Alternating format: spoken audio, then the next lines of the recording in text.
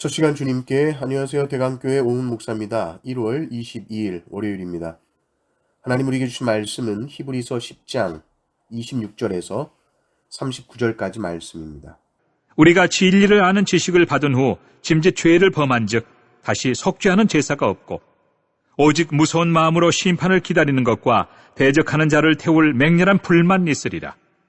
모세의 법을 폐한 자도 두세 증인으로 말미암아 불쌍히 여김을 받지 못하고 죽었거든 하물며 하나님의 아들을 짓밟고 자기를 거룩하게 한 언약의 피를 부정한 것으로 여기고 은혜의 성령을 욕되게 하는 자가 당연히 받을 형벌은 얼마나 더 무겁겠느냐 너희는 생각하라.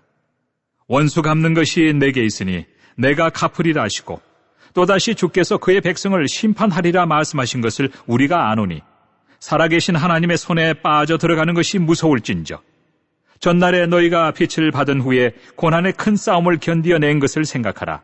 혹은 비방과 환난으로서 사람에게 구경거리가 되고 혹은 이런 형편에 있는 자들과 사귀는 자가 되었으니 너희가 갇힌 자를 동정하고 너희 소유를 빼앗기는 것도 기쁘게 당한 것은 더 낫고 영구한 소유가 있는 줄 알미라. 그러므로 너희 담대함을 버리지 말라. 이것이 큰 상을 얻게 하느니라. 너희에게 인내가 필요함은 너희가 하나님의 뜻을 행한 후에 약속하신 것을 받기 위함이라. 잠깐 후면 오실 이가 오시리니 지체하지 아니하시리라. 나의 의인은 믿음으로 말미암아 살리라. 또한 뒤로 물러가면 내 마음이 그를 기뻐하지 아니하리라 하셨느니라. 우리는 뒤로 물러가 멸망할 자가 아니요 오직 영혼을 구원함에 이르는 믿음을 가진 자니라. 아멘. 히브리서는 성도의 배교라는 아주 무거운 주제를 말하고 있기 때문에 그 경고의 강도가 아주 셉니다.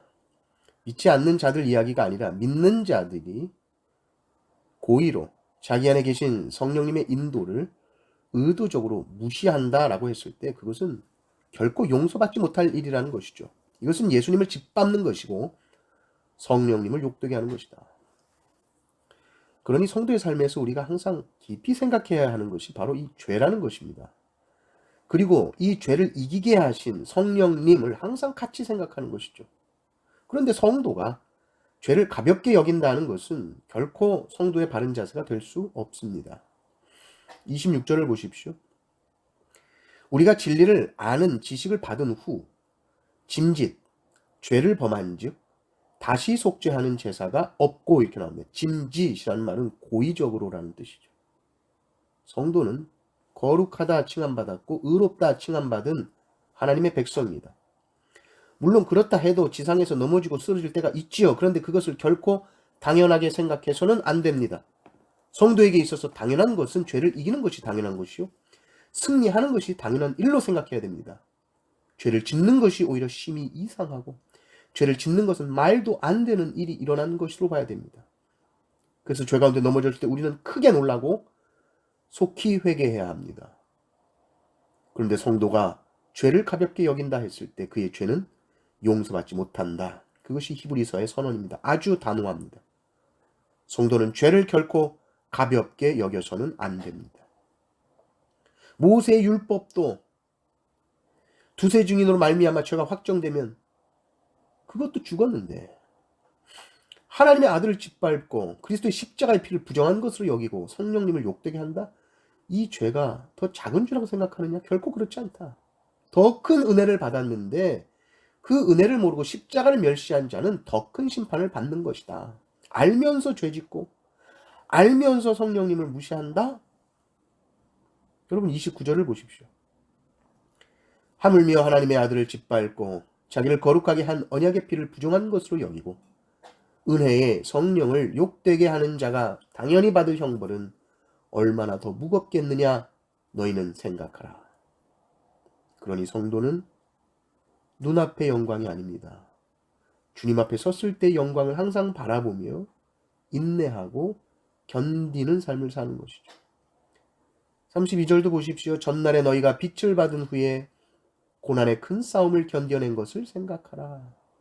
이 전날에 그들이 믿음이 순수한 때였죠. 빛을 받은 후. 이것은 그리스도의 복음의 광채를 받은 후에. 그러니까 그리스도의 복음의 광채가 비추니까 모든 고난과 어려움들이 다 사라지고 성령께서 그 모든 어려움 가운데 계시는 걸 보는 거죠. 그러니 이겨냅니다. 견뎌냅니다. 그래, 그랬잖아, 니들이. 니들이 충만할 때는 큰 싸움을 견뎌냈잖아. 그 이겼을 때를 생각해 봐라. 어떻게 이겼냐? 복음을 듣고 충만함으로 이겨내지 않았느냐? 그때를 기억해라. 심지어 너희들이 소유를 빼앗기는 그 환란 속에서도 이 세상의 물질, 나에게는 천국에 더 큰 보화가 있다. 더 낫고 영구한 소유가 있다. 그러고 이겨내지 않았느냐? 그것을 기억해라, 생각해라. 그리고 성도는 반드시 승리한다. 이 승리를 향한 확신을 가져야 되는 것이죠. 39절을 보십시오. 우리는 뒤로 물러가 멸망할 자가 아니요 오직 영혼을 구원함에 이르는 믿음을 가진 자니라. 우리는 가장 힘들 때 속히 오신다는 주님의 말씀을 항상 들어야 됩니다. 속히 오신다는 말씀은 주님 재림하신다는 말씀입니다. 그러나 주님은 언제나 내 삶 속에 속히 오십니다. 아니, 내 안에 이미 충만하게 계십니다. 이 진리를 우리는 항상 믿고 항상 붙드는 것입니다. 신앙생활은 저 높은 곳을 향해 올라가는 것과 같습니다. 그리고 우리 앞에는 늘 선택해야 되는 길들이 나오죠. 이때 우리는 뭘 선택합니까?